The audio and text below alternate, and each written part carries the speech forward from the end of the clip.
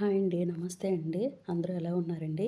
ఈ వీడియో ఏంటంటే మినపవడలండి ఎలా చేసుకోవాలో చూద్దామా?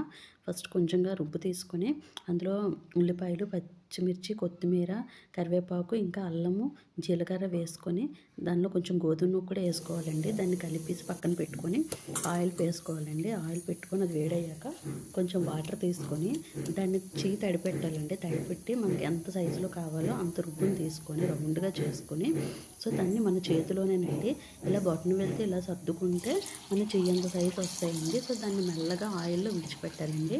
అలా తడిపెట్టుకుంటూ చేయడం వల్ల మన చేతిలోంచి ఆయిల్లోకి మెల్లగా జారుతుందండి.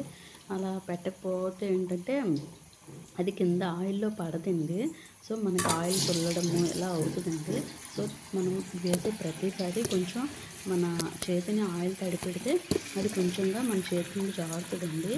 ఈ విధంగా చేయడం వల్ల ఏంటంటే గారెలకు షేప్ కూడా వస్తుందండి. కొందరు అనుకుంటారు కదా మాకు రౌండ్గా ఎందుకు రావని. అదేనండి టిప్పు. బిగినర్స్ ముఖ్యంగా ఆయిల్ తడిపెట్టుకుంటే ఈజీగా వస్తాయండి. అలాగని ఎక్కువగా వేసేయకూడదండి. మళ్ళీ ఆయిల్లో వేస్తే మన మీదకే తుల్లుతాయండి. అవి వేసాక ఆటోమేటిక్గా పైకి వస్తాయండి. ఒకవేళ రాకపోతే ఇలా గరిటతో మెల్లగా అలా కడితే అవి విడిపోతాయండి. ఇంకా అవి ఎలా ఇప్పుడు ఏంటంటే సిమ్లోనే పెట్టి ఉడికించుకోవాలండి. అంటే మరీ సిమ్లో కాదు, మీడియం సిమ్ అండి. అలా ఉడికించుకొని మనం ముందు ఫస్ట్ ఏవైతే వేసుకుంటామో అవి ముందుగా తీసుకోవాలండి. ఆ తర్వాత మెల్లగా తీసుకోవాలి. మనం గోధుమ వేస్తాం కదండి, దానివల్ల ఏంటంటే ఆయిల్ అనేది ఎక్కువగా పీల్చదండి. మనం ఆయిలీగా గారెలు ఉండవండి. అది దాని కోసమని కొంచెంగా ఒక 2 స్పూన్లు అనగా వేసుకుంటామండి. మరీ ఎక్కువ కూడా వేసుకోకూడదు. ఇలా వేయడం వల్ల కొంచెం క్రిస్పీ కూడా వస్తాయండి. లోన కూడా మంచిగా కుక్ అవుతాయి. మీడియం సిమ్లోనే పెట్టి వేసుకోవాలండి.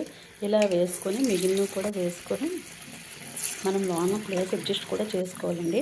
అంటే ఒకవేళ అన్నీ ఒక దగ్గరికి అయిపోయాయనుకోండి, కొంచెం గరిటెతో మెల్లగా ఇలా కదిపితే ముందు వేసేవి విడుకుంటాయండి.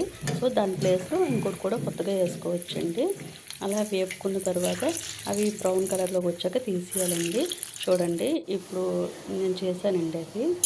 అవన్నీ బయట మంచి క్రిస్పీగా ఉంటాయండి. లోన మాత్రం మంచి సాఫ్ట్గా ఉంటాయండి. తినడానికి కూడా బాగుంటాయి. అలా అయినా ఆయిల్గా ఏమి ఉండవండి. అంతేనండి ఈ వీడియో. ఎవరికైనా వీడియో నచ్చినట్టుంటే లైక్ చేయండి అండ్ షేర్ చేయండి అండ్ సబ్స్క్రైబ్ చేసుకోండి. బాయ్ అండి.